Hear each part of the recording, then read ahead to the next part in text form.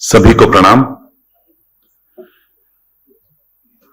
आज सब हम अपने बाबा योगेंद्र जी को अपने श्रद्धा सुमन व्यक्त करने हेतु उपस्थित हुए हैं। 98 वर्ष का प्रभु प्रदत्त सुदीर्घ जीवन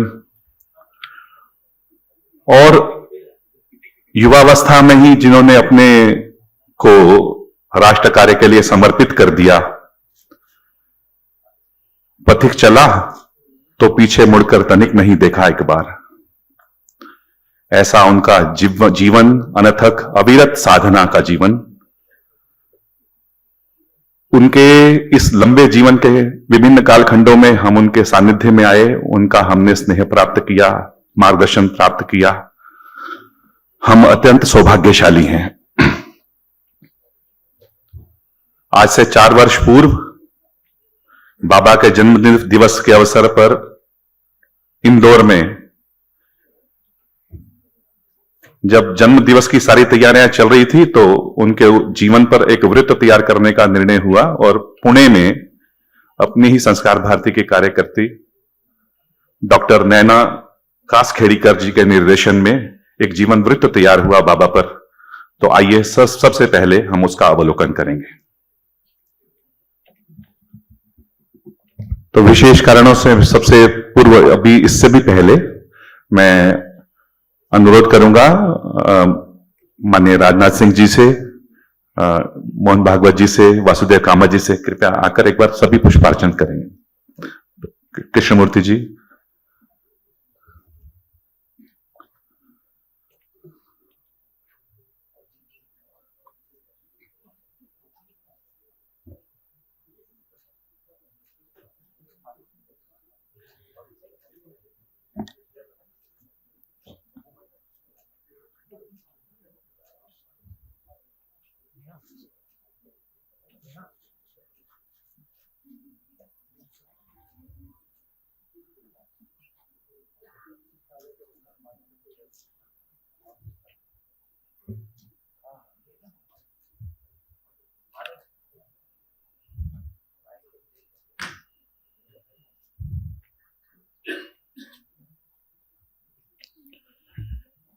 विशेष कारणों से माननीय राजनाथ सिंह जी को भी कार्यक्रम में से निकलना पड़ रहा है।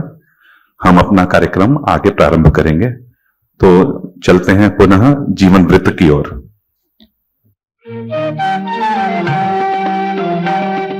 संस्कार भारती के प्राण पुरुष श्रद्धेय श्री योगेंद्र जी अपनी योग्यता, कुशलता और कर्मठता से देश भर के असंख्य कला साधकों व कार्यकर्ताओं की प्रेरणा का स्रोत है योगेंद्र जी। राष्ट्राय स्वाहा इदन्न मम का भाव उनके प्रत्येक कदम से दृष्टिगोचर होता है। साधारण वेश और ऊंचा संदेश देने वाले माननीय योगेंद्र जी ने अपनी युवा दशा में ही संपूर्ण जीवन राष्ट्र के लिए समर्पित करने का निश्चय किया। 7 जनवरी 1924 को बस्ती उत्तर प्रदेश के प्रसिद्ध वकील विजय बहादुर श्रीवास्तव के घर जन्मे योगेंद्र जी के सर से 2 वर्ष की अवस्था में ही मां का साया उठ गया। पिता कांग्रेस और आर्य समाज से जुड़े थे। जब मोहल्ले में संघ की शाखा लगने लगी तो उन्होंने बाल योगेंद्र को भी वहां जाने को कहा। उनकी विद्यालयीन शिक्षा बस्ती के इंटर कॉलेज में हुई। पढ़ाई के दौरान उनको सबसे ज्यादा लगन थी चित्रकला से। छात्र जीवन में उनका संपर्क गोरखपुर में संघ प्रचारक माननीय नानाजी देशमुख से हुआ। यद्यपि योगेंद्र जी सायं शाखा में जाते थे, पर नानाजी प्रतिदिन प्रातः उन्हें जगाने आते थे जिससे वे पढ़ाई कर सके। एक बार तेज बुखार की स्थिति में नानाजी उन्हें कंधे पर लादकर 1.5 किलोमीटर पैदल चलकर पडरौना गांव गए और उनका इलाज करवाया। इस घटना का गहरा असर योगेंद्र जी पर इतना पड़ा कि उन्होंने शिक्षा पूर्ण होने के पश्चात स्वयं को संघ कार्य के लिए ही समर्पित करने का निश्चय किया। माननीय योगेंद्र जी ने 1942 में लखनऊ में प्रथम वर्ष संघ शिक्षा वर्ग का प्रशिक्षण लिया। 1945 में वे संघ प्रचारक बने। गोरखपुर, प्रयाग, बरेली, बदायूं, सीतापुर आदि स्थानों पर संघ प्रचारक के रूप में संघ प्रसार कार्य में जुटे रहे। तथापि उनके मन में सुप्त अस्वस्थ कलाकार सदा मचलता रहा। किंतु कला का अध्याय उनके जीवन में राष्ट्र ऋषि नानाजी देशमुख की प्रेरणा से जुड़ा। 1947 साल चल रहा था। देश आजाद हुआ था, बल्कि विभाजन का दुख झेल रहा था। अखंड भारत का विभाजन एक बड़ी त्रासदी थी। योगेंद्र जी के संवेदनशील मन पर इसका बहुत असर हुआ। उनकी मनस्थिति का ज्ञान होने पर श्रद्धेय नानाजी ने योगेंद्र जी से कुछ कलाकारों से संपर्क करने को कहा और देश के विभाजन के चित्र बनवाकर उनकी प्रदर्शनियां लगाने को कहा। श्री नानाजी के मार्गदर्शन पर बनाई गई ये प्रदर्शनी अत्यंत सफल रही। जो भी प्रदर्शनी देखता वो भाव विभल हो उठता। 1947 में देश विभाजन के साथ भारत मां की अखंड छवि खंडित होने से आमजन अत्यंत दुखी था। अखंड भारत के लिए भारतवासियों के मन में पीड़ा जगाने हेतु देश का विभाजन तथा स्वतंत्रता संग्रामक इस विषय के प्रदर्शनी को लेकर योगेंद्र जी पूरे उत्तर भारत में घूमे। जो भी इस प्रदर्शनी को देखता वो अपनी आंखें पोंछने पर मजबूर होता था। योगेंद्र संस्कार भारती के काम में 81 से लगाया गया, लेकिन उसके पहले संघ से जो दिशा हमें मिली उसके कारण और प्रभु के कारण जो कुछ चित्रकला की कला थी अपने पास में, समय समय पर देश की जागृति के लिए प्रदर्शनियों का आयोजन हम करते चले आ रहे थे। एक संगठन है जिसका नाम विश्व हिंदू परिषद, उसके लिए विश्व का जब 35 देशों का एक बड़ा सम्मेलन हुआ, उसके लिए भी वहां साज सज्जा करना, 35 नगरों का आयोजन करना, उनके लिए कला के लिए जो जो कार्यक्रम थे उस सब आयोजन करने का दायित्व मिला। इसके पश्चात 1857 की क्रांति, संकट में गौ माता, धर्म गंगा, जनता की पुकार, विदेशी षड्यंत्र, देश दर्शन, जलता हुआ कश्मीर, मां की पुकार, वसुधैव कुटुंबकम, छत्रपति शिवाजी, ऐसे समाज जागरण के विषय पर चल पड़ी प्रदर्शनियों की अखंड मालिका। डॉक्टर हरिभाऊ वाकणकर जी के चिंतन और सहयोग से योगेंद्र जी के वसुधैव कुटुंबकम इस प्रदर्शनी का प्रदर्शन अमेरिका सहित अनेक देशों में हुआ। इससे हिंदू संस्कृति की विश्व में पहचान बढ़ी और योगेंद्र जी प्रदर्शनी अधिकारी के रूप में विख्यात हो गए। ऐसे में माननीय माधवराव देवले, माननीय भावराव देवरस, माननीय मोरोपंत पिंगले, माननीय रज्जू भैया, माननीय नानाजी देशमुख जैसे मनीषियों ने विचार किया कि यदा कदा कला प्रदर्शन से देश और समाज में सांस्कृतिक चेतना नहीं जगाई जा सकती है। इसके लिए एक विशिष्ट संस्था की स्थापना करनी होगी। पूर्व के कला प्रदर्शनियों ने संस्कार भारती के बीज के लिए भूमि तैयार कर दी थी। उक्त कर्मयोगियों के सानिध्य और आशीर्वाद से संस्कार भारती का बीज भारत की पावन धरा पर बो दिया गया। राष्ट्रभक्त, कला प्रेमी, संस्कारवान विचारकों तथा मनीषियों के वर्षानुवर्ष के चिंतन मनन और प्रयासों से कला व संस्कृति की इस सुजलाम सुफलाम भूमि पर पौष शुक्ल पौर्णिमा विक्रम संवत 2036 1 जनवरी 1981 को पंजीकरण हुआ। संघ की ओर से माननीय योगेंद्र जी को कलाकारों का संगठन खड़ा करने के लिए कहा गया। पंजीकरण के बाद लखनऊ में औपचारिक उद्घाटन हुआ। माननीय डॉक्टर हरिभाऊ वाकणकर के सहयोग से संस्कार भारती का काम प्रारंभ हुआ। आरंभ में प्रदर्शनियां लगाते रहते थे, फिर इस कार्य के लिए कलाकारों को जोड़ने का विचार हुआ और जगह जगह संस्कार भारती का संगठन खड़ा रहता गया। ललित कलाओं के क्षेत्र में संस्कारों को परवान चढ़ाने वाली अखिल भारतीय संस्था ही संस्कार भारती है। योगेंद्र जी कहते हैं, हमारी संस्कृति संस्कारों से बनती है और संस्कारों में ललित कलाओं का बड़ा भारी योगदान है। ललित कलाओं को प्रोत्साहित करके व्यक्तियों में संस्कारों को जागृत करने और सांस्कृतिक एकता स्थापित करने से देश मजबूत होता है। कलाकार को आवश्यक है कि उसकी साधना में योगदान दिया जाए। मैं उस कला साधना के यज्ञ में समिधा बनने का छोटा सा प्रयास करता हूं। तब से माननीय योगेंद्र जी के अथक प्रयासों से संस्कार भारती कलाकारों की अग्रणी संस्था बन गई है। इसका काम निरंतर बढ़ रहा है। संस्थापक माननीय योगेंद्र जी ने हजारों कला साधकों को एक माला में पिरोने का एक कठिन काम कर दिखाया है।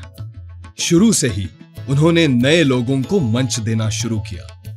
उनके संगठन कौशल्य से आज कलाकारों की सेना सांस्कृतिक एकता स्थापित करने के लिए तन मन धन से जुटी है। संस्कार भारती ने 36 वर्ष के कालखंड में निरंतर साधना करते हुए सांस्कृतिक चेतना जगाने की सफल यात्रा की है। कर्मयोगी कला साधक माननीय योगेंद्र जी संपूर्ण देश में वे एक एक कार्यकर्ता की चिंता करते हैं तो कार्यकर्ता उनके प्रति नतमस्तक रहता है। अपनी आयु के 75वें वर्ष में प्रवेश करते ही कार्यकर्ता गण ने उनका अमृत महोत्सव मनाने की तैयारी की।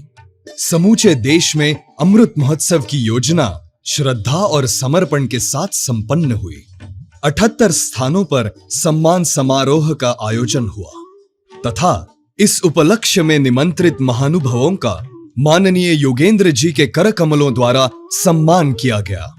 इसकी संख्या थी 2500। हर स्थान पर बड़ी बड़ी हस्तियां उपस्थित थी। इसका समापन दिल्ली में संपन्न हुआ। समारोह में देश के तत्कालीन प्रधानमंत्री श्री अटल बिहारी वाजपेयी के साथ अनेक वरिष्ठ कला साधक उपस्थित थे। लगभग पूरे देश से एकत्रित हुई 1 करोड़ की राशि योगेंद्र जी को समर्पित की गई। तुरंत उन्होंने यह राशि संस्कार भारती के विकास के लिए दे दी। इस अमृत महोत्सव कार्यक्रम की श्रृंखला में एक महत्वपूर्ण कार्यक्रम गोरखपुर में संपन्न हुआ। उनके जीवन पर जिनका प्रभाव छाया रहा वे श्रद्धेय नानाजी देशमुख जी ने श्री योगेंद्र जी को सम्मानित किया। अपने गुरु के हाथों सम्मान पाना, इससे और बड़ा भाग्य क्या हो सकता है। ऐसी परंपरा संस्कार भारती में हम लोग डालना चाहते हैं कि जो मंच पर सबसे युवा हो, मंच पर, दर्शकों में नहीं, उसका स्वागत किया जाना चाहिए पुष्पगुच्छ से।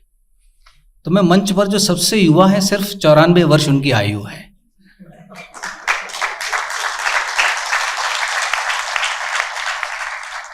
उन्हें देखते देखते अब मुझे ऐसा लगता है कि मैं वृद्ध हो रहा हूं।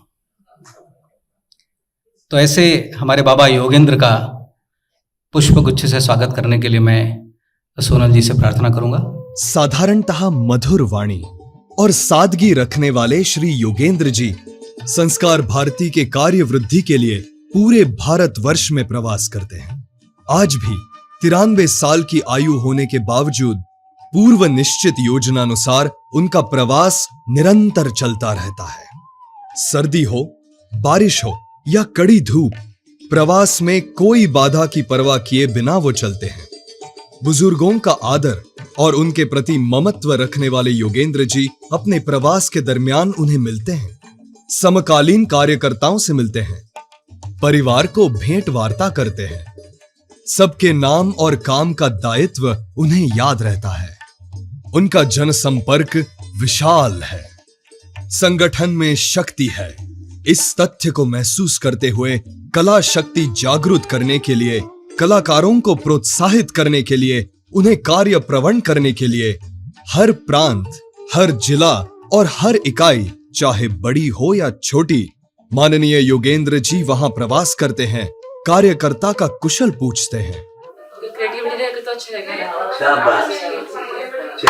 कोई नाम कभी सुना है संस्कार भारती? हाँ, सुना है। सुना है? अरे बाप रे बाप, अच्छी बात है। चलो। श्रद्धेय योगेंद्र जी भाऊराव देवरस सेवा सम्मान 2005-6 लखनऊ, देवी अहिल्याबाई राष्ट्रीय पुरस्कार 2008 इंदौर, चंद्रशेखर आजाद सम्मान 2010 मध्य प्रदेश, डॉक्टर हेडगेवार प्रज्ञा पुरस्कार 2012 कोलकाता और the art and culture trust of India Delhi द्वारा 2016 भारत कला रत्न सम्मान से गौरवित हुए हैं।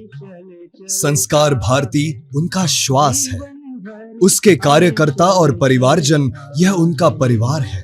मृदु स्वभाव, रुजुता, अनुपम संगठन कौशल्य, प्रखर स्मरण शक्ति, विनम्रता, निस्वार्थी निर्मोही मन, यह गुणों से संपन्न है कला तपस्वी योगेंद्र जी का व्यक्तित्व।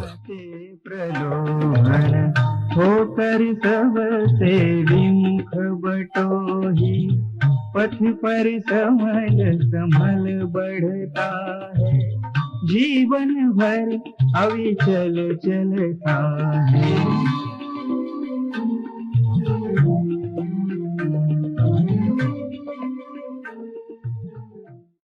4 वर्ष पहले का यह वृत्त चित्र था। तो बाबा जी को तो पद्मश्री भी बाद में प्राप्त हुआ, तो हमें लगता होगा कि इतने सारे पुरस्कारों के नाम में पद्मश्री कैसे छूट गया। तो वो 4 वर्ष पहले बनी थी। और जैसे बताया कि बाबा का सतत प्रवास चलता है, तो हमें तो अभी भी ऐसा ही लगता है कि बाबा हमारे बीच में ही है, उसी प्रकार से प्रवास कर रहे हैं।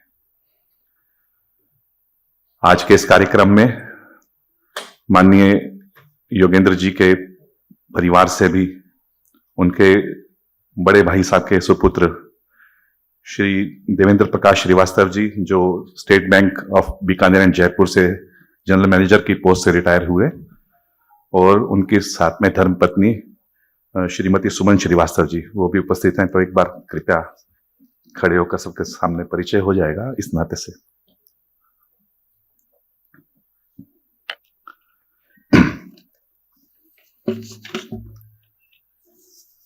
बाबा के जाने का शोक तो सबको है। देश के माननीय प्रधानमंत्री श्री नरेंद्र मोदी जी ने भी अपने ओर से एक शोक संदेश भेजा है, तो उसका वाचन मैं अभी कर रहा हूं। संस्कार भारती के संस्थापक एवं संरक्षक बाबा योगेंद्र जी के निधन का समाचार पाकर अत्यंत दुख हुआ। इस कठिन समय में मेरी संवेदनाएं सभी शुभ चिंतकों के साथ हैं। पद्मश्री बाबा योगेंद्र जी ने संस्कार भारती के रूप में कला साधकों को एक सशक्त मंच प्रदान किया। युवा पीढ़ी में भारतीय संस्कारों को पल्लवित करने और उनमें राष्ट्रवाद की चेतना जागृत करने के लिए उन्होंने कला को माध्यम बनाया। शुरुआती जीवन के अभाव और संघर्षों के बीच छोटी आयु में ही उनमें जीवन मूल्यों की बेहतर समझ विकसित हो गई थी। प्रारंभिक जीवन में संघ की विचारधारा का उन पर गहरा प्रभाव पड़ा और उन्होंने अपना संपूर्ण जीवन इस विचारधारा को जन जन तक पहुंचाने के लिए समर्पित कर दिया। बाबा योगेंद्र जी के विचारों में जितनी गहराई थी, व्यक्तिगत जीवन में उनका रहन सहन उतना ही सहज और सरल था। उनका विनम्र और स्नेही स्वभाव सभी लोगों को प्रभावित करता था। उनका निधन कला जगत के लिए एक अपूरणीय क्षति है। बाबा योगेंद्र जी आज सशरीर इस दुनिया में नहीं हैं, पर उनके कर्तृत्व, विचार और संस्कार समाज को सदैव दिशा देते रहेंगे। कला साधना की उनकी समृद्ध विरासत कला प्रेमियों का मार्गदर्शन करती रहेगी। मैं ईश्वर से प्रार्थना करता हूं कि वह दिवंगत आत्मा को शांति दें और शोक संतप्त प्रशंसकों को यह दुख सहन करने का धैर्य और संबल प्रदान करें। हस्ताक्षर सहित नरेंद्र मोदी जी।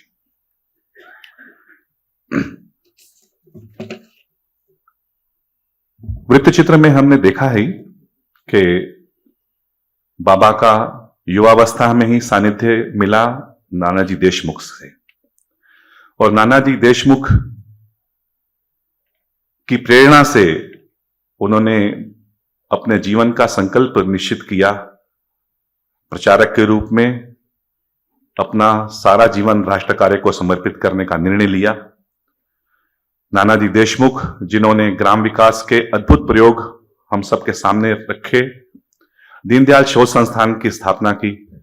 ऐसे दीनदयाल शोध संस्थान से मैं आमंत्रित करना चाहूंगा श्री अतुल जैन जी को, जो महासचिव हैं दीनदयाल शोध संस्थान के और जिनको बाबा का अत्यंत निकट सानिध्य प्राप्त हुआ है। कृपया आए, अपनी श्रद्धांजलि व्यक्त करें।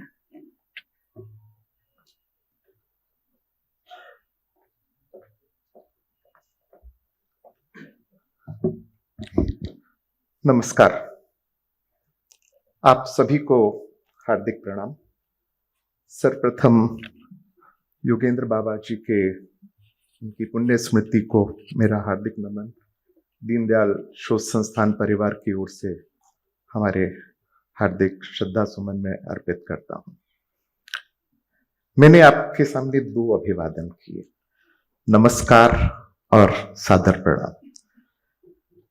जो ये नमस्कार शब्द है, ये सचमुच में अगर आप देखें तो नाना जी के, बाबा जी के बोलते हुए सिग्नेचर थे। आपको सबका उनसे परिचय रहा, सबसे भेंट होती रही। शुरू से ही एकदम से बाबा बहुत सुंदर, बहुत गहराइयों के साथ, बहुत मिठास, बहुत स्नेह के साथ एक इस शब्द का जब प्रयोग करते थे तो दिल की गहराइयों को वो छू जाता था। सभी आयु वर्गों के प्रति उनका यह अभिवादन रहता था। बाबा और भी जीना चाहते थे। मुझे याद है 1995 में, जब बाबा जी का 95वां वर्ष था, संयोग से उस दिन वे दीनदयाल शोध संस्थान दिल्ली में थे। हमने उनका बहुत छोटा सा जन्मदिन ऐसे ही मनाया और बड़े खुश थे, प्रसन्न थे। उन्होंने बड़े चाव के साथ कलाकंद भी खाया। उस दिन डॉक्टर महेश चंद्र शर्मा भी वहां उपस्थित थे। महेश जी ने बस ऐसे ही अनायास ही कहा, बाबा अभी तो 5 वर्ष और हैं। तो बाबा थोड़े से बोले, बस 5 वर्ष ही? अभी तो बहुत सारे काम बाकी हैं, बहुत सारे काम पूरे करने हैं। हम सब दीनदयाल शोध संस्थान की ओर से मैं विश्वास दिलाता हूं कि उनके अधूरे कामों को पूरा करने का हमने एक संकल्प लिया है। हमें दीनदयाल शोध संस्थान में उनका बहुत स्नेह मिलता रहता था। संस्कार भारती में जो काम करने के लिए उन्हें जो दायित्व सौंपा गया था, हमने अभी वृत्त चित्र में भी देखा, वे हमेशा उसका श्रेय श्रद्धेय नानाजी देशमुख को दिया करते थे। बड़े आनंद के साथ वो एक वृतांत सुनाया करते थे। वो बताते थे कि एक बार संघ का एक शिविर था। नानाजी ने उनसे कहा कि जाओ योगेंद्र बाबा, एक हाथी का बंदोबस्त करो, उसको प्रत्यक्ष रूप से इस शिविर में लेकर आना है। तो बाबा थोड़े से हिचकिचाए और बोले कि हाथी की व्यवस्था तो हो जाएगी, लेकिन शिविर में उसे संभालेगा कौन? तो फिर एक ताली बजाते हुए, जैसा हमने अभी देखा, और बड़े आनंद के भाव के साथ उनके मुंह से, उनके सांस के साथ ही एक सीटी भी बज जाया करती थी। कभी कभी वो चुटकी भी बजा के बोलते थे और वो बोले कि जाओ, नाना जी ने कहा कि जाओ और महावत को पटा लो। तो कहते हैं कि मैंने वही किया, महावत को कुछ भेंट दी और उसका असर ये हुआ कि हाथी आया, हाथी शिविर में उसका पूरा भ्रमण हुआ, सब कुछ अच्छे से हम लोगों ने उसको एंजॉय किया। उनका कहना था, बड़ी चंचल सी मुस्कान के साथ कहते थे कि नाना जी की ट्रिक काम कर गई। और उनका कहना था कि फिर तो सभी संघ के सभी कार्यों में, सभी कार्यक्रमों में साज सज्जा का एक दायित्व मुझे सौंपा जाने लगा। बहुत कृतज्ञ भाव के साथ वे अपने व्यक्तित्व को निखारने का काम, उसका श्रेय नाना जी को ही दिया करते थे।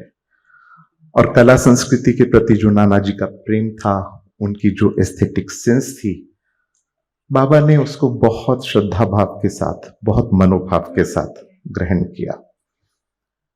वे उससे उड़ीण होने का भी हमेशा प्रयास करते रहते थे। उनका कहना था कि मुझे चित्रकूट में देश के बड़े कलाकारों, सभी कलाकारों की एक ऐसी वर्कशॉप लगानी है जहां पर हम तुलसी के राम और नाना के राम, इन दोनों का एक सुंदर भव्य चित्रण कर सकें। हमें बड़ी खुशी हुई जब बाबा जी ने हमारे सामने प्रस्ताव रखा। दीनदयाल शोध संस्थान में हमने इसके लिए प्रयास किया, हमने इसकी योजना बनाई। बीच में उसी समय कोरोना का प्रकोप हुआ तो कुछ समय के लिए वो रुका। जब दोबारा प्रारंभ करने की बात हुई तो उसी समय आदरणीय अमीर चंद जी हम सबको छोड़ के चले गए। अभी 2 हफ्ते पूर्व ही श्री अभिजीत जी से भी इस बारे में जब चर्चा हुई तो उन्होंने बताया कि बाबा तो बहुत अस्वस्थ हैं। हम फिर ठिठक गए, कुछ सहम गए और 10 तारीख को बाबा हम सबको छोड़ के चले गए।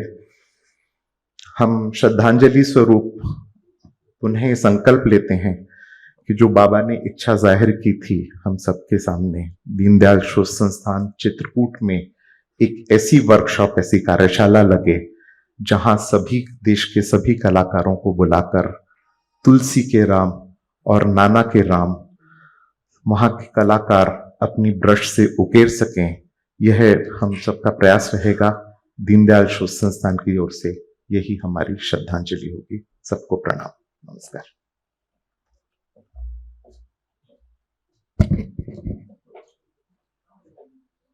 बाबा योगेंद्र जी की तो विशेषता थी कि हर किसी कलाकार से, हर किसी कार्यकर्ता से जिस प्रकार से उनका मिलने का स्वभाव रहता था, तो हर एक व्यक्ति को ऐसा लगता था कि मैं बाबा के सर्वाधिक निकट हूं।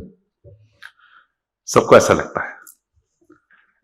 कोई नवोदित कलाकार है कि स्थापित कलाकार है, बाबा को सबके लिए एक समान स्नेह बरसाने का ये स्वभाव जो बाबा का था। कुछ वर्ष पहले लोधी रोड कार्यालय पर अपना जब काम चलता था तो एक संगीतकार पिता पुत्री बाबा को मिलने के लिए शिष्टाचार भेंट के लिए आए। तो जो ही वो दोनों आए तो आयु में भले ही कितने छोटे होंगे, लेकिन बाबा ने तुरंत खड़े होकर और तुरंत अपने झोले में से 2 अंगवस्त्र निकालकर दोनों को सम्मानित किया और फिर अपनी मजे से जिस प्रकार के स्वभाववश गपशप लगती है, ऐसा बाबा का स्वभाव हम सबको ध्यान में आता है।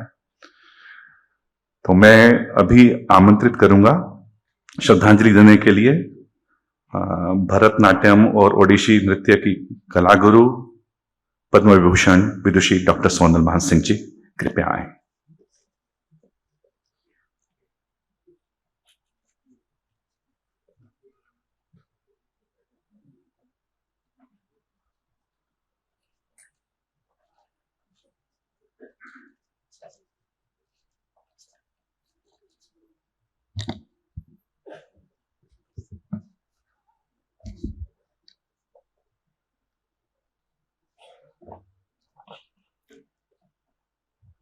सादर प्रणाम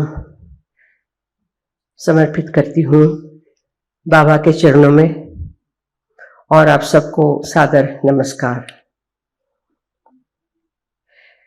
मैं यहाँ पहुँचते पहुँचते सोच रही थी एक कार्यक्रम से आ रही हूँ, फिर वहीं जाना है। तो पहले मैंने सोचा कि थोड़ा समय लगेगा ये थोड़ा पोंछ पाछ करने में, वस्त्र भी बदलने थे। उसके बाद मुझे लगा कि कलाकार की हैसियत से जिस तरीके से बाबा ने मुझे देखा, समझा, पहचाना, तो वही मुंह मैं बाबा को दिखाऊं फिर से, क्योंकि मुझे श्रद्धांजलि तो कलांजलि के द्वारा देनी है, भावांजलि देनी है। बाबा को जिन जिन लोगों ने जाना, पहचाना, समझा, उन लोगों पर बाबा के आशीर्वाद तो बरसते ही रहे, लेकिन जिन लोगों का ये सौभाग्य नहीं रहा, लेकिन उनके बारे में सुना, उनका भी ये सौभाग्य है कि ऐसे एक कला ऋषि के बारे में आपको जानने का अवसर मिला कि इस पुण्य भारत भूमि में आज भी ऐसे हमारे आर्षदृष्टा ऋषि हमारे बीच थे और मुझे लगता है रहेंगे। दीप प्रज्वलित करते हैं तो दीप भले बुझ जाए तेल या घृत घी खत्म होने पर, लेकिन उसकी आभा, जिसको हम आभा कहते हैं, वो आभा निरंतर रहती है। जिसने उस दीप की आभा ने वातावरण को प्रफुल्लित किया, शुद्ध किया, प्रकाशित किया, तो वैसे बाबा स्वयं में एक प्रदीप रहे। उनका जीवन दीप्तिमय रहा और उस दीप्ति के आलोक में मुझे भी अवसर मिले थे कई बार कि उस आलोक में थोड़ा सा प्रकाश हम पर भी पड़ता था। उनकी ये आदत मुझे बहुत अच्छी लगती थी। बाबा, प्रणाम करती हूँ। बाबा बाबा बाबा रे बाबा, कैसी हो? तो बाबा का जवाब बाबा ही देते थे। इतने हंसमुख थे, प्रसन्न चित्त थे। मैंने भरतनाट्य शास्त्र में तो पढ़ा है कि जो नृत्य करते हैं, मंच पे आते हैं, तो प्रसन्न मुखी नृत्यांगना के लिए एक विशेष गुण है कि चाहे पेट में दर्द हो, पैर दुख रहा हो, किसी तरीके का कोई प्रॉब्लम हो, लेकिन आपको प्रसन्न मुखी ही रहना है। तो मुझे लगता है कि बाबा तो कलाकारों के भी कलाकार थे। उन्होंने जिस तरीके से संघर्ष किए, वायु वेग से भ्रमण करते रहे और आयु होने पर भी, जैसे चंद्र प्रकाश जी उसमें कह रहे थे वीडियो में, कि उनको देखकर स्वयं को कभी कभी लगता था कि हमारी उम्र बढ़ती जा रही है, बाबा की उम्र घटती जा रही है। मुझे एक बात और बहुत उनको देख के हमेशा लगती थी कि हम वृद्ध शब्द जो उसका प्रयोग करते हैं, वृद्धत्व आ गया, वार्धक्य, लेकिन दोनों का अर्थ वही है, वृद्धि होना। वृद्धि जीवन में होती रहती है, संस्कारों की, समझ की, विचारों की, गुणों की। तो वो वृद्धत्व अवकार्य है। बाबा उसी स्फूर्ति से, उसी गति से चलते रहे, दौड़ते रहे, काम करते रहे, सोचते रहे, लोगों की उमंग उत्साह बढ़ाते रहे। और हमारे संघ परिवार की बहुत सारी जो संस्थाएं हैं, उनमें उन्होंने संस्कार भारती की नींव डाली, क्योंकि संस्कार शब्द ही ऐसा है जो भारतीय संस्कृति का प्राण है, उसका जीवन है। तो बाबा को ये श्रेय भी तो जाता है कि सेवा भारती, ज्ञान भारती, तरह तरह के हमारे जो संस्था हैं, उनमें संस्कार भारती का विशेष करके उन्होंने जो आयोजन किया, नींव डाली, उसको बढ़ाया, एक पौधे से वृक्ष बनाया, और उस वृक्ष पे, उस लचीले वृक्ष पे जब पुष्पों की, फलों की भरमार आने लगी, तो वो देखकर बाबा गए। यहीं घूम रहे हैं, जाएंगे कहाँ? क्योंकि उनको पकड़ के रखने वाले हम सब हैं, हम सब की उन पर श्रद्धा है, हम सब का स्नेह तो है, लेकिन हम सब की ये मांग है कि बाबा आप जहाँ हो, हमारे लिए यहीं हैं आप, और यहीं आप रहेंगे, क्योंकि आपके बिना अधूरा लगता है। तो बाबा, बाबा रे बाबा, मैं यहीं हूं, जवाब देंगे। मुझे पूर्ण विश्वास है कि बाबा के आशीर्वाद हम सब पे बरसते रहेंगे। संस्कार भारती और सुसंस्कृत होकर समाज में संस्कार का प्रचार करती रहेगी। और जो अभी आपने सुना कि बाबा के जो अधूरे काम हैं, उनकी अधूरी मंशा जो थी, वो सारी मंशाएं पूरे करने की शक्ति भी बाबा ही हमें दें। प्रणाम करती हूँ बाबा के चरणों में फिर से।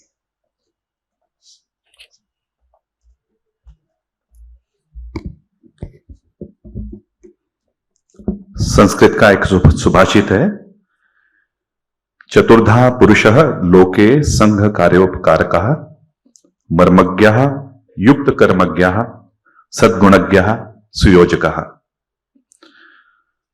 समाज में संगठन कार्य के उपकारक 4 प्रकार के लोग होते हैं। मर्मज्ञ अर्थात विषयों के तज्ञ, योग्य कर्म को जानने वाले, सद्गुणों को जानने वाले और अच्छे योजक। ये सभी उत्तरोत्तर महत्वपूर्ण होते हैं, परंतु इन चारों प्रकार की योग्यताओं का बाबा के जीवन में समावेश दिखता है। बाबा का कार्य क्षेत्र अति विस्तृत था। पूर्व हो कि पश्चिम, उत्तर हो या दक्षिण, उनका प्रवास सर्वत्र था। कार्य और कार्यकर्ता विकास उनके प्रवास का मुख्य केंद्र बिंदु था। संस्कार भारती संगठन में जिन्होंने बाबा योगेंद्र के साथ लंबे समय तक कार्य किया, जिनको बाबा की निकटता का स्नेह प्रसाद प्राप्त हुआ, ऐसे संघ के वरिष्ठ प्रचारक आदरणीय श्री परा कृष्ण मूर्ति जी, जो वर्तमान में दक्षिण भारत में संघ की योजना से कार्य कर रहे हैं, वे आए अपने भाव उद्गार प्रकट करें।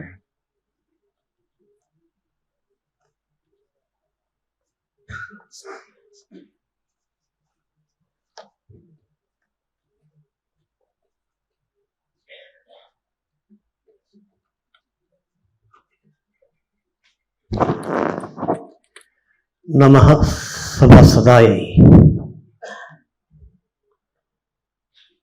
आज श्रद्धेय योगेंद्र जी का श्रद्धांजलि सभा में हम भाग ले रहे हैं। एक उनके जीवन के बारे में जब सोचते हैं, परम पूज्य गुरु जी के बारे में एक गीत है, उसमें परम पूज्य गुरु जी को किसी ने पूछा था, आपका घर कहाँ है? तब गुरु जी ने उत्तर दिया था, रेलगाड़ी ही मेरा घर है। उस गीत को उद्धत करके कहते हैं, गाड़ी ही मेरा घर ही कहकर जिसने जीवन भर तपस्या की है। ऐसा परम पूज्य गुरु जी जैसा अगर परम पूज्य मान्यवर योगेंद्र जी का जीवन को देखेंगे तो हमें लगता है लगभग 77 ईयर्स 45 में प्रचारक बने और अब तक उनका प्रवास, निरंतर प्रवास कभी रुके नहीं। अंत तक जब गोरखपुर में उनको स्वास्थ्य बिगड़ गया, तब तक मैंने सुना गोरखपुर से गुवाहाटी जाने वाले थे। अंत तक प्रवास करते करते ही बहुत दूर प्रवास में चले गए हैं। अभी उनका जीवन की रीति है। परम पूज्य गुरु जी को जैसा कहा है, संचार और तपस्वी, ऐसा एक संचार और तपस्वी हमारा परम आदरणीय योगेंद्र जी, ये संचार तपस्वी, संपर्क तपस्वी, उनका संपर्क का शैली हम सब जानते हैं। कहीं जाना, बुजुर्ग लोग से लेकर युवा बच्चों के साथ, कलाकारों के साथ, हजारों हजारों ऐसा लोगों के साथ निरंतर संपर्क रखना, जाना, मिलना, पत्र लिखना। आज तो खत लिखना ही खत्म हो गया है, फिर भी योगेंद्र जी जब तक वो लिख सकते थे तब तक पत्र लिखते रहे। ऐसा निरंतर संपर्क और याद रखना, सबसे बातचीत करना, ऐसा एक निरंतर संपर्क। और उन्होंने ज़्यादा लेख पुस्तक वगैरह नहीं लिखा है। अगर उनका पत्रों को अगर संकलित करके प्रकाशित करेंगे वही कई वॉल्यूम्स हो जाएगा, उतना पत्र उन्होंने लिखे हैं। ऐसा जीवन भर कार्य के बारे में सोचा था। मैं जब संस्कार भारती में आया था 98 में, तब से नजदीक से उनका संपर्क, सहवास, मार्गदर्शन मिलते रहा। दक्षिण भारत में आते थे, दक्षिण भारत में उनके साथ खूब प्रवास किया मैंने, छोटे छोटे स्थान पर भी गए। दक्षिण भारत का एक विशेष है, हर एक राज्य का भाषा अलग है, उसको समझना और सीखना बहुत कठिन है। केरल में मलयालम, तमिलनाडु में तमिल, कर्नाटक में कन्नड़, आंध्र तेलंगाना में तेलुगु। लेकिन पता नहीं, योगेंद्र जी हिंदी में ही बोलते थे लेकिन भाषा समझते थे। कभी कभी मेरा मन में प्रश्न आता था, उनके साथ जब रहता था तो कैसा समझते हैं योगेंद्र जी, और योगेंद्र जी को कार्यकर्ता कैसे समझते हैं। शायद उनका इस सभी जीवन के रीति था, वो प्रेम पूर्ण व्यवहार सबके साथ। इस प्रेम पूर्ण व्यवहार के कारण आपस में संवाद की जो बाहर की भाषा है उससे अधिक हृदय का संवाद होता था, समझते थे। सो ये मेरा अनुभव में आया था। उनका तरीका भी वैसा ही था। उनके 90 आयु के समय कर्नाटक में आए थे। बदामी में एक कार्यक्रम था। बदामी के छोटे छोटे पहाड़ के ऊपर मंदिर, गुहा वगैरह है उधर, वहाँ का विशेष है। वहाँ के एक प्रोफेसर, और 70 लगभग आयु के थे। उन्हें कृष्णमूर्ति में मुझे चढ़ना बहुत मुश्किल है, आयु ज़्यादा है। लेकिन मैंने कहा उनको, योगेंद्र जी का आयु 90 है, वो साथ में वहां तक आ गए। जब योगेंद्र जी आसन से चढ़ रहे थे, देखकर स्तंभित हो गए, मैं नहीं कर सकता। और साथ में 20-25 लोग थे, सबके साथ मंदिर देखे, गुहा के अंदर गए, घूम रहे थे शाम तक। ये चैतन्य, ये एनर्जी कहां से है उनको? ऐसा बहुत बार केरल में एक हमारा अखिल भारतीय प्रबंधकारिणी बैठक, पहले कहा था उन्होंने, इस बैठक के बाद एक केरल और तमिलनाडु का दर्शन कराएंगे।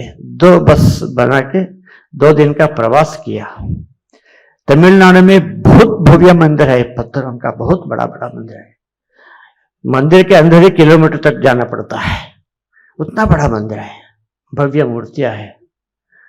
जब जाते रहे, हमारे कुछ युवा लोग थक गए, लेकिन योगेंद्र जी सभी मंदिर के अंदर के, शायद वासव कामत जी भी थे उसमें, मुझे याद नहीं है, बांकेलाल जी थे। तो देखते रहे, पूरा मंदिर देखा उन्होंने सबके साथ बिना थकान। ऐसा उनका एक चैतन्यपूर्ण एक जीवन था, कभी थकते नहीं थे सबके साथ। ऐसा जीवन दक्षिण में इसके कारण वहां के बड़े बड़े लोगों का, जैसे पहले से 84 में पहले बार दक्षिण में हैदराबाद में अखिल भारतीय साधारण सभा बैठक संपन्न हुई, मैं उसमें नहीं था।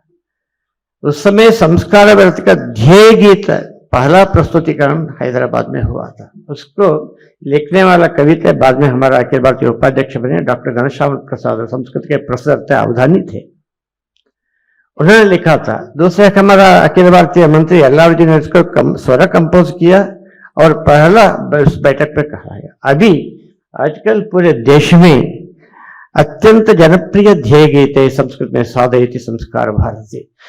वो घनश्याम प्रसाद जी से लिखवाया माननीय योगेंद्र जी ने, उनके घर जाके बताया, संस्कार भारती का ध्येय कार्य सब कुछ बताया। वो आशु कविता उन्होंने लिखा गीत, उसमें संस्कार भारती की एक पूर्ण कल्पना। ऐसे लोगों को पकड़ते थे उन्होंने। जैसा केरल में गया, वहां एक महाकवि आए संपर्क में, वो वेद, मलयालम, संस्कृतम, साहित्य सब में विद्वांस थे, बाद में पद्म भूषण भी मिला उनको। उन्होंने बाद में संस्कार भारती के उपाध्यक्ष बना।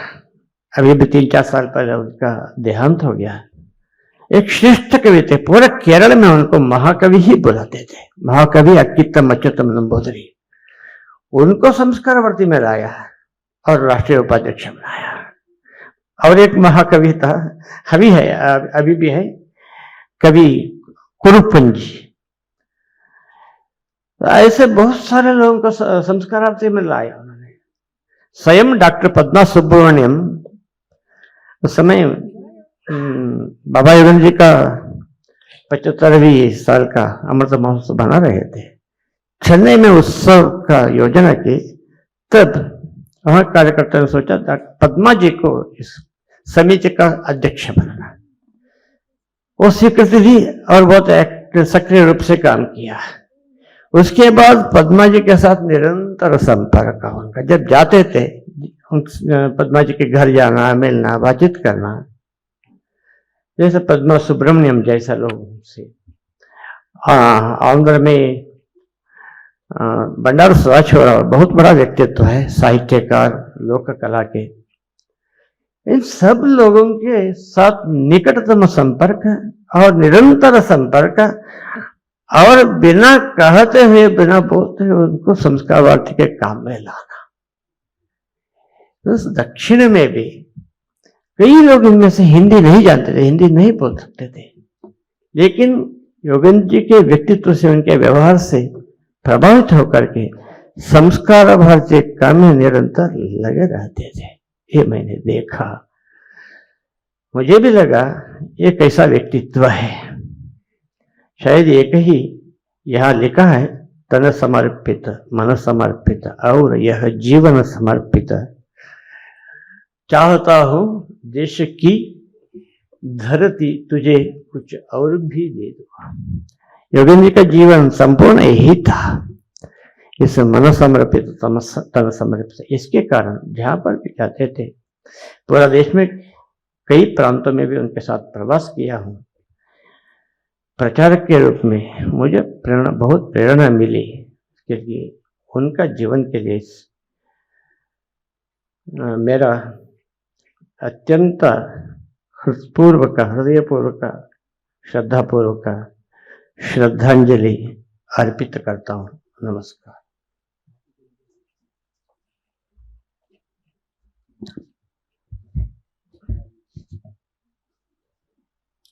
बाबा योगेंद्र, हम सबको पता है, बहुत अच्छे चित्रकार थे, परंतु संगठन की आवश्यकता को समझते हुए उन्होंने अपने उस चित्रकार की छवि को संगठन के स्वरूप में सहज विलीन कर दिया। एक चित्रकार को एक दूसरे श्रेष्ठ चित्रकार के द्वारा श्रद्धांजलि दी जाए, इस नाते से भी मैं अनुरोध करूंगा संस्कार भारती के अध्यक्ष श्रीमान वासुदेव कामत जी आए।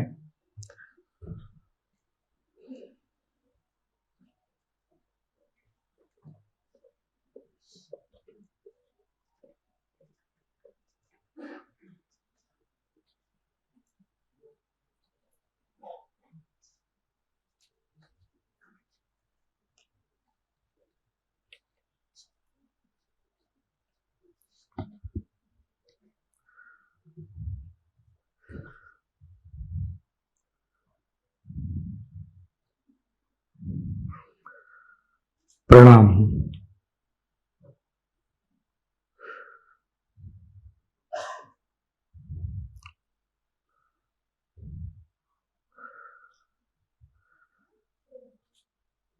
बाबा योगेंद्र जी का जब भी फोन आता था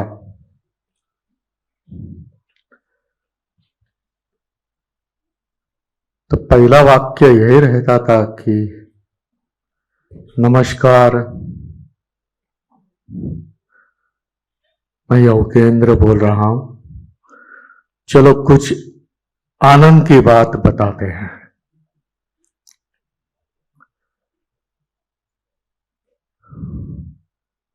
आखिर तक जब जब भी फोन किया है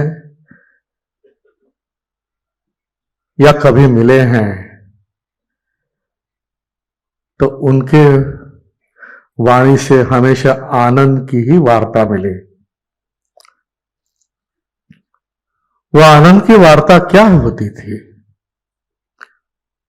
निरंतर प्रवास में जहां भी गए, जिस कलाकार से मिले उस कलाकार के बारे में बताते, उनकी कला के बारे में बताते थे। किसी कार्यक्रम में अच्छी कलाकृति देखी तो उसके बारे में बताते थे। और जहां भी प्रवास होता था तो उस प्रवास में जिस कारण प्रवास है, जिस कार्यक्रम के लिए है,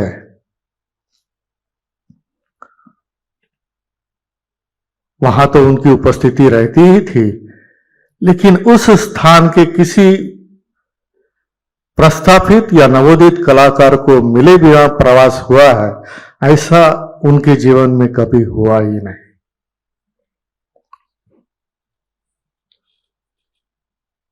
मुझे याद है शायद 1992 में मुंबई में संस्कार भारती का चित्रकला वर्ग शुरू हुआ था। उस चित्रकला वर्ग में आए,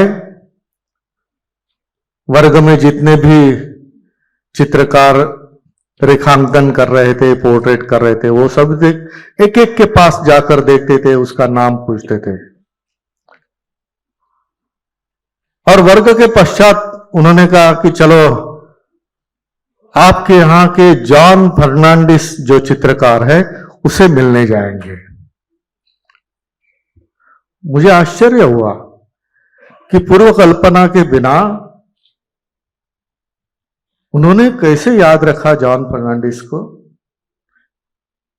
फिर हमने जॉन सर को फोन किया कि संस्कार भारती के कोई चित्रकार और हमारे जो मार्गदर्शक हैं उनको लेकर हम आपको मिलने के लिए आ रहे हैं। वहां जाने के पश्चात उनके स्टूडियो में उनके सभी चित्र देखे, सर से भी पहचान कर ली। जॉन सर की पत्नी थी, उनसे भी वार्ता की। और साहजिक रूप से हम जो कलाकार थे, जॉन सर को परिचय था, तो जॉन सर ने बाबा जी से पूछा कि आप क्या करते हैं। तो आपको मालूम है बाबा जी ऐसे ऐसे करते थे। बोले और हम कलाकार को ढूंढते हैं और शाबाशी देते हैं, और क्या। तो मैं स्वयं परिचय करने के लिए खड़ा रहा और आप ऐसे बोलते ही बाबा ने मुझे रोका, योगेंद्र नाम मेरा। हाँ, लेकिन आपका पेशा क्या है? फिर उन्होंने यही उत्तर दिया, कलाकार को ढूंढते हैं और शाबाशी देते हैं। ऐसे 3 बार जॉन सर ने पूछा और बाद में जॉन सर ने पूछा ही नहीं कुछ।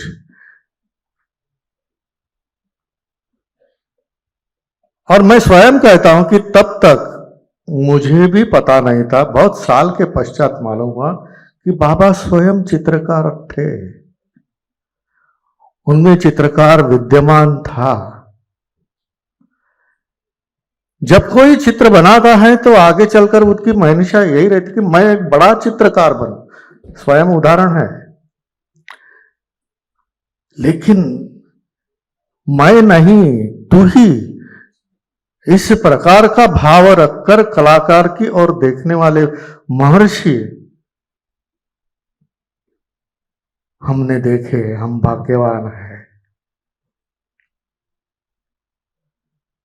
जब मैसूर में संगीत का बड़ा महोत्सव हो रहा था, मैं नहीं जा सका, लेकिन वहां आने के लिए बाबा का फोन आया था, आनंद की वार्ता है, बहुत बड़ा संगीत का कार्यक्रम हो रहा है। तो मैंने कहा कि मैं तो नहीं आ पाता हूं, लेकिन हमारे एक सर, सोलापुरकर सर, जिन्होंने मुझे पढ़ाया जे स्कूल ऑफ आर्ट में, वो मैसूर में ही है। इतना ही मैंने बताया था। लेकिन उसी दरम्यान वो खुद सोलापुरकर सर को मिलकर आए और फिर मुझे आनंद की वार्ता दी कि हम आपके सर को मिलकर आए। फिर एक प्रबंधकारिणी की बैठक कुछ साल बाद थी, तो वहां जाने के बाद बैठक के पश्चात बाबा ने कहा कि चलो आपके सर को मिलकर आते हैं, सोलापुरकर सर को। और बाबा, मैं और कुछ कार्यकर्ता, कला साधक सोलापुरकर सर को मिलने गए। बहुत खुश हुए सर। सोलापुरकर सर के चेहरे पर एक संतोष देखा। कुछ 40 साल पश्चात मेरे विद्यार्थी को बाबा ने लाकर मिलाया है।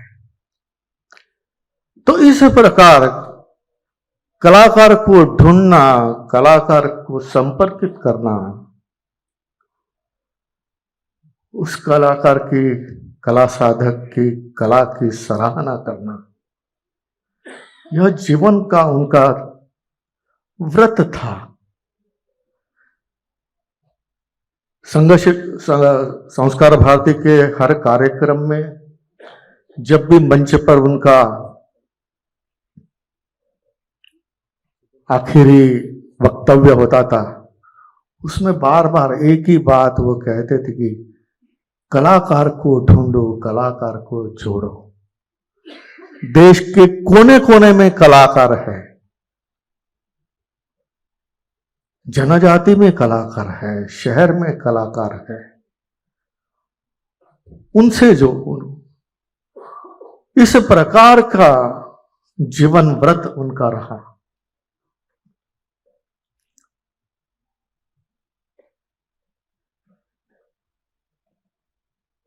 बाबा ने जितने कलाकार जोड़े हैं, वैसे ही उन कला साधकों के परिवार को भी जोड़ा है। जहां भी गए तो उसका नाम पूछते थे। घर में कोई भी हो, किसी वाहन से जा रहे हैं तो उसके चालक को भी नाम पूछते थे, अपना भी नाम बताते थे। ये अपना परिचय देना और उनका परिचय कर लेना उनका जीवन का व्रत होता था। और कोई भी कला साधक, संस्कार भारती का कार्यकर्ता, मेरी चित्रकला की प्रदर्शनी है, मेरे संगीत का कार्यक्रम है, या परिवार के जन कहते हैं कि फलाने फलाने दिन हमारे यहाँ कुछ मंगल कार्य है, शादी का होगा, मौंजी बंधन का होगा, बाबा किसी को ना नहीं कहते थे, समय मिलने पर वहां जाकर आते ही थे।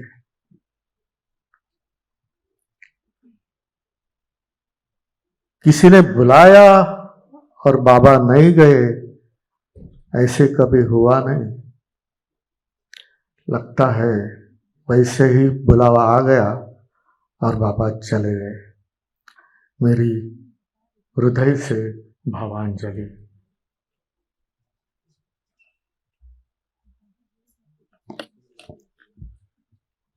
पुष्पांजलि के लिए सादर आमंत्रण राष्ट्रीय स्वयंसेवक संघ के माननीय सहसर कार्यवाह डॉक्टर कृष्ण गोपाल जी, श्री अरुण कुमार जी और संघ के वरिष्ठ प्रचारक माननीय सुरेश सोनी जी, कृपया पुष्पांजलि के लिए आए।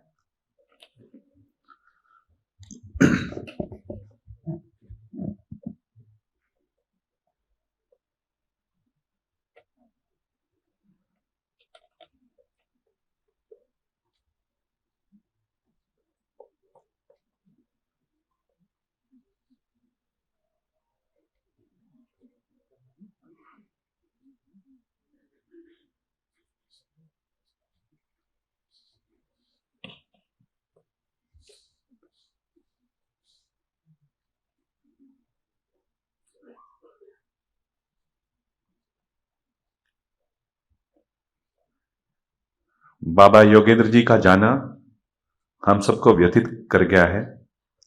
सबके मन में यह इच्छा रही होगी कि बाबा शतायु हों तो हम एक अच्छा सा उत्सव बाबा के निमित्त हम मनाएं, ऐसा हम सब सोच रहे होंगे, परंतु विधि को कुछ और ही मंजूर था। कवि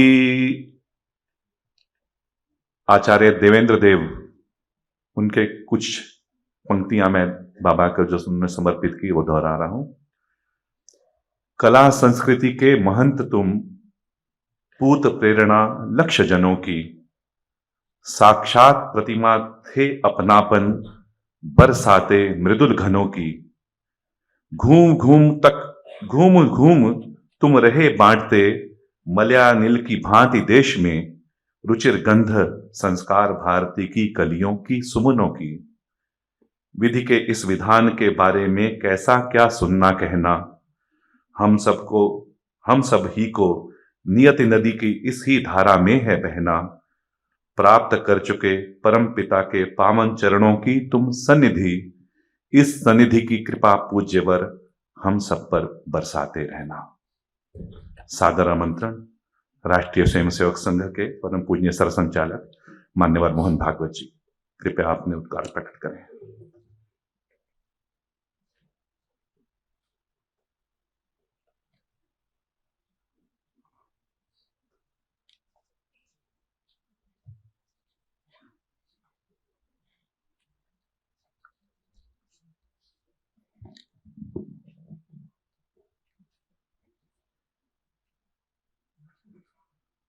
सभी को नमस्कार।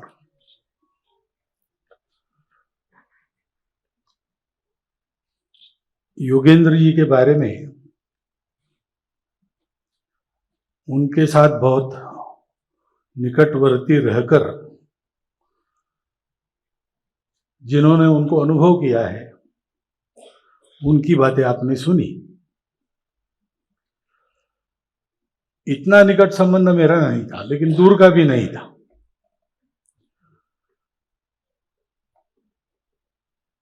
1981 के पहले 1980 में नागपुर के संघ शिक्षा वर्ग में मैं वॉश बेसिन पर मुंह धो रहा था और वहां लटक रहा था नैपकिन, उसको लेके मैं पीछे मुड़ा तो किसी ने फोटो खींचा।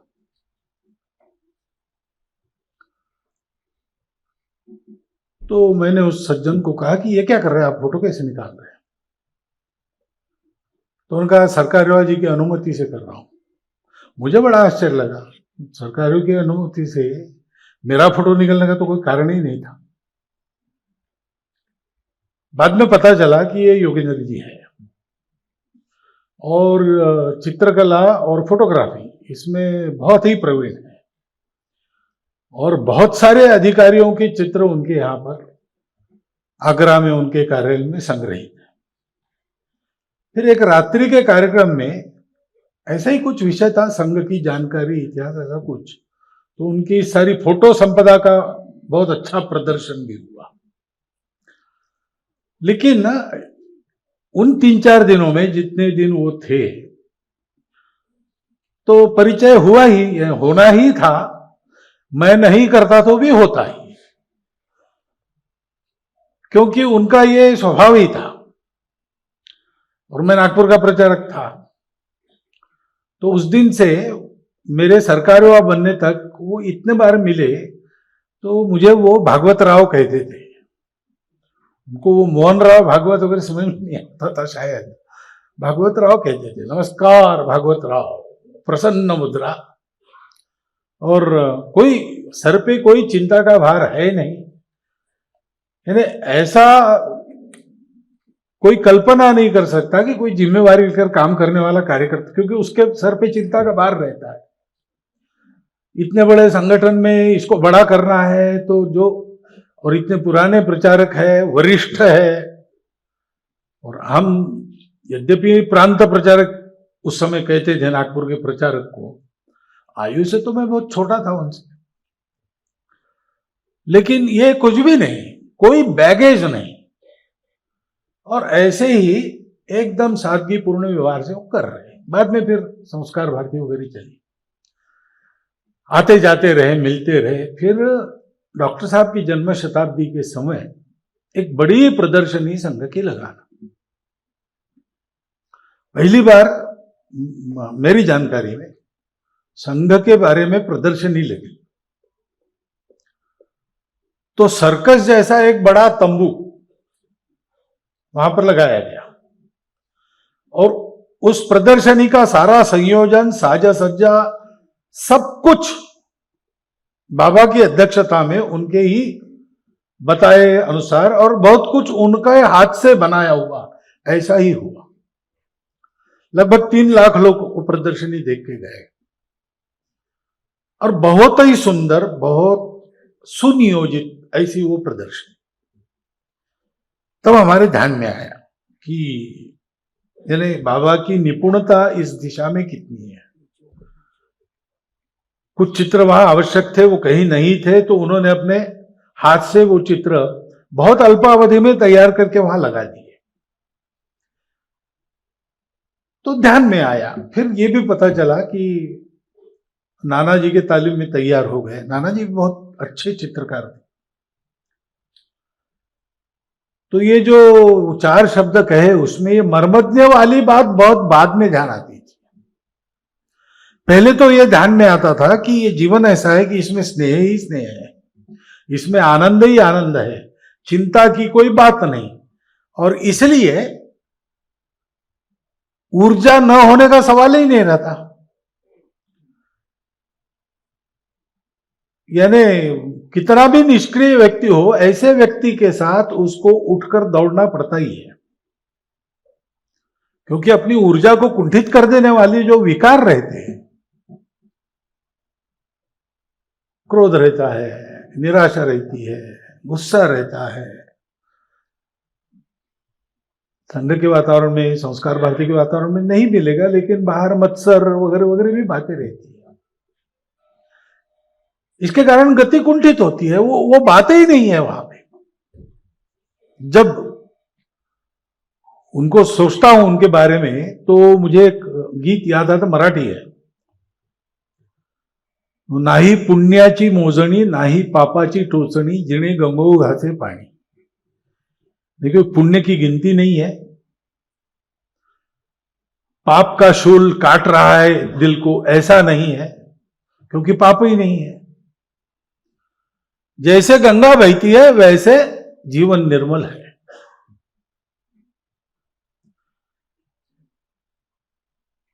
कला जगत की तो हानि हुई है, लेकिन हम लोग ऐसा विचार करते हैं, संघ के लोग, कि प्रचारक जीवन कैसा होना चाहिए, उसका जो हम वर्णन करते हैं, उस वर्णन को चरितार्थ करने वाले हमारे एक बुजुर्ग अब दिखेंगे नहीं। वो होंगे नहीं तो ये संभव नहीं है, क्योंकि वो होते ही है। परंतु कैसा होना चाहिए वैसा वो थे। एक नए प्रचारक को उन्होंने सहज गपशप में, वो निकल रहा है, अभी निकला नहीं है, निकलने का पक्का किया है उसने, तब उनकी बात हो रही थी, मैं कहीं पर आसपास में था इसलिए मेरे कान पे आया, कैसा रहना चाहिए वो बता रहे थे। वो कह रहे थे कि देखो अब तुम प्रचारक निकल गए हो ना, तो पक्का रहना, चाहे धरती दुभंग हो जाए, बिजली कड़क जाए, साथ वाले छोड़ जाए, तुम्हारे साथ निकले लौट जाए, जो तुम्हारी अपेक्षा नहीं ऐसा तुमको देखना पड़े, तुम शाखा चलाने के लिए निकलो, तुमको झाड़ू लगाना पड़े, कुछ भी करना पड़े। और ये अक्षरशः उन्होंने चरितार्थ किया, उनको कोई काम कम ज्यादा लगता नहीं था। कृष्ण गोपाल जी ने परसों ही मुझे बताया, हॉस्टल में वहां रहते थे पास में, राजा के मंडी के पास, और माधव भवन में कार्यालय बना था वहां, वो रात को चले आए ऐसे ही, तो सफाई कर रहे थे योगेंद्र जी, हाथ में कपड़ा, बाल्टी, झाड़ू सब लेकर रात को। वो देख के फिर और 5-6 स्वयंसेवकों को बुलाकर इन्होंने वो काम संभाल लिया।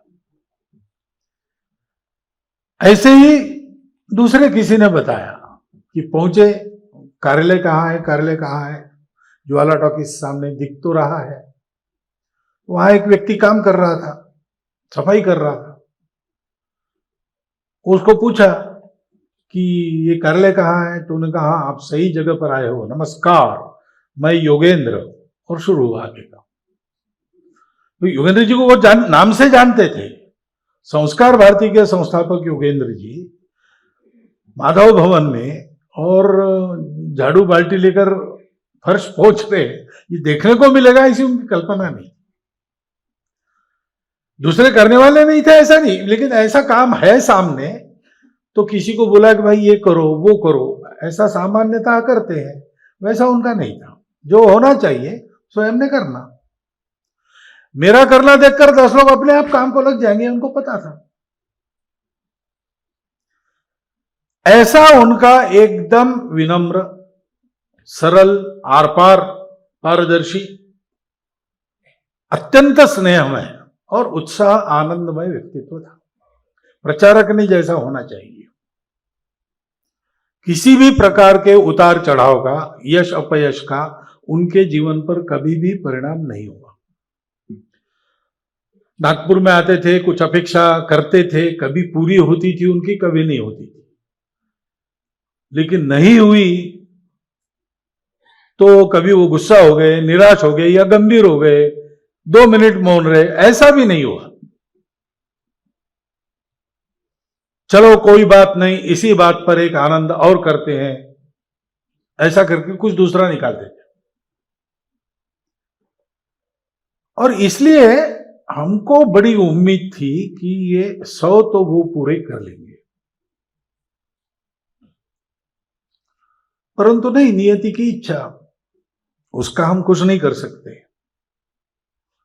तो पार्थिव से तो वो चले गए, लेकिन उनके जीवन से चरितार्थ जो आदर्श है वो तो अपने सामने है,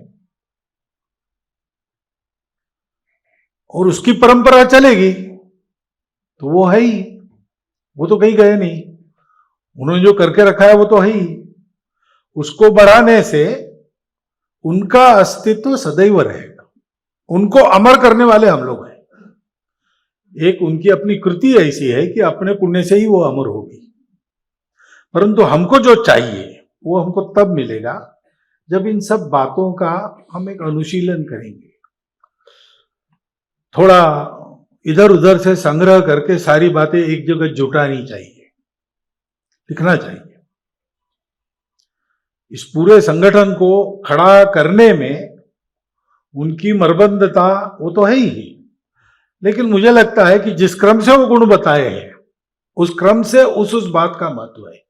युक्त कर्मज्ञ भी वो थे।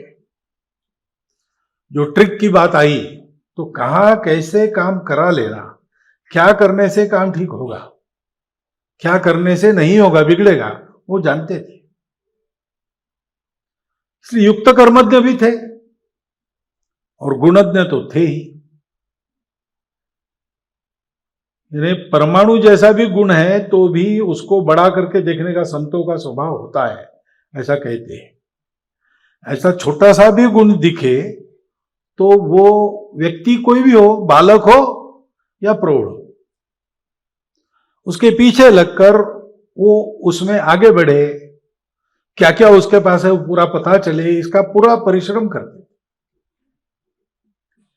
गुणों की कदर थी और सबसे महत्व की बात है ने सुयोजक थे। सब प्रकार के लोगों को यथास्थान रखकर सबको साथ चलाना, सबको आगे बढ़ाना, ये लोक संग्रह की कला है। और लोक संग्रह की कला का आचरण वही कर सकता है जिसमें अहंकार नहीं है, वयंकार है। संपूर्ण जीवन योगेंद्र जी का 3 पैरामीटर्स में चला, ऐसा हम कह सकते हैं। वो एक ध्येय के लिए चला, वो सबके प्रति आत्मीयता लेकर चला और उस आत्मीयता और उस ध्येय ने उनके जीवन की जो दिशा तय की, उसके अनुशासन में सदैव चला। प्रचारक है, निरंतर उसको संचारी होना ही चाहिए। जब तक शरीर जवाब नहीं देता तब तक उसको संचारी होना ही चाहिए, ऐसा कहते ही हम तो करते थे। कार्य के उद्घाटन ने कहा था कि मेरे बारे में आजकल लोग बहुत शिकायत करते कि मैं प्रवास करता हूं, वो सही है, क्योंकि शरीर में शक्ति थी तो प्रवास करते थे। और प्रवास करते थे यानी किसी घर में कोई व्यक्ति रिटायर होने के बाद उसका सक्रिय रहना कभी कभी कठिनाई बन जाती है, ऐसा उनका नहीं हुआ। उनके इस संचार से सब प्रकार से कार्यकर्ताओं को बल मिलता था, कार्य को बल मिलता था। इसका भान रखकर यह संचार जारी रखना, ये उन्होंने किया। ऐसा एक उत्तम अनुकरणीय जीवन हमारे पास है। और किसी ने कहा कि उनकी इच्छा रही होगी आगे चलने की, तो अभी पता चला कि कुछ लिखने का प्रयास करते थे तो एक बार 100 जैसा कुछ वो लिख रहे थे। तो उनको जीवन का मोह तो नहीं था, लेकिन उनको और जीने की इच्छा जरूर रही होगी, क्योंकि कार्य को पूरा करना है। अपने जीवन के लिए नहीं, कार्य के लिए अगर शक्ति मिली तो मैं और कर सकता हूं। आत्मविश्वास भी उनमें था और इसलिए उनको ये जीने की इच्छा रही होगी। लेकिन ऐसा कहते हैं कि कार्य अधूरा छोड़कर जिनको जाना पड़ता है, वो अगर इस प्रकृति के व्यक्ति है, जिनको पुण्य की गिनती नहीं, पाप होते ही नहीं, इसलिए उसकी कोई चुभन नहीं है, गंगा जैसा निर्मल जी, ऐसे जो लोग होते हैं ना, वो फिर अपने स्थूल देह को त्याग कर अपने सूक्ष्म देह के द्वारा जो काम करने वाले हैं उनकी शक्ति बढ़ाकर उनके द्वारा काम करते हैं। तो ये जरूर होगा, उनकी इच्छा थी। संस्कार भारती ने अपने ध्येय को प्राप्त कर लिया है, ये देखने की इच्छा हर स्वयंसेवक की रहती है। जो भी काम उसको मिला है वो काम संपूर्ण सफल हो, इसी देह में इन्हीं आंखों से देखना, ये संघ के प्रवृत्ति के मूल में डॉक्टर साहब ने डाल दिया। तो सब संघ के कार्यकर्ताओं को ये एक इच्छा रहती है, उनको भी थी। उसके लिए वो इस प्रकार काम करेंगे ऐसा लगता है। इस प्रकार काम करेंगे तो हम तैयार हैं कि नहीं, यही सवाल बचता है। वो अपनी शक्ति वितरित करने के लिए तैयार है, हम लेने के लिए तैयार बने। हमारा रिसीवर शुरू रहे, उसका बटन ऑन रहे, वो ऑफ नहीं होना चाहिए। उनके ही जीवन से पथ प्रदर्शन, उनके ही जीवन से प्रेरणा पाकर ये सारी बातें हम कर सकते हैं। हमको करनी है, क्योंकि जैसा उनका जीवन था उसके लिए उचित श्रद्धांजलि यही है, दूसरी नहीं है।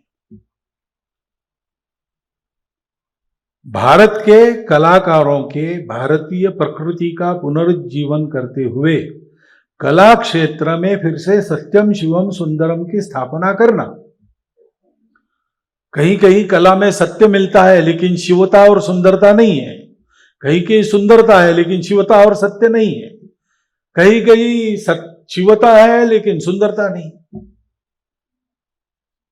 कला संस्कार देती है, इन तीनों के सहयोग से देती है। और इसलिए उस सत्यम शिवम सुंदरम को कला क्षेत्र में पूर्णतः प्रभावी बनाना, स्थापित करना, ये एक ध्येय लेकर संस्कार भारती का और सारा उद्योग उन्होंने खड़ा किया, अनेक कार्यकर्ताओं को साथ लेकर। तो उन कार्यकर्ताओं की जो है, उनकी भी इच्छा है, जो गए वो यही इच्छा अपनी अधूरी रखकर गए।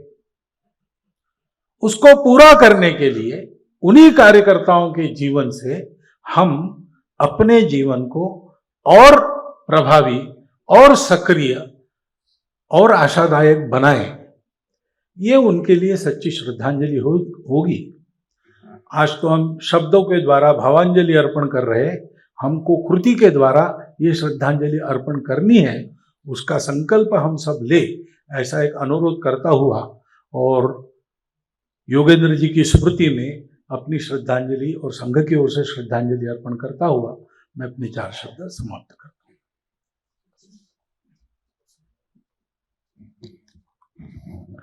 जैसा कि पूर्व सूचित किया था, बाहर शब्दांजलि के लिए और भावांजलि के लिए एक व्यवस्था बनी हुई है। हम में से यदि कोई बंधु भगिनी अपने उद्गार व्यक्त करना चाहते हो तो वहां कर सकते हैं। कार्यक्रम के अंत में बाहर चाय पान की व्यवस्था है, कृपया ग्रहण करके जाएं। शांति मंत्र के साथ अपने इस कार्यक्रम की, श्रद्धांजलि कार्यक्रम की समाप्ति करेंगे अवनीश त्यागी जी।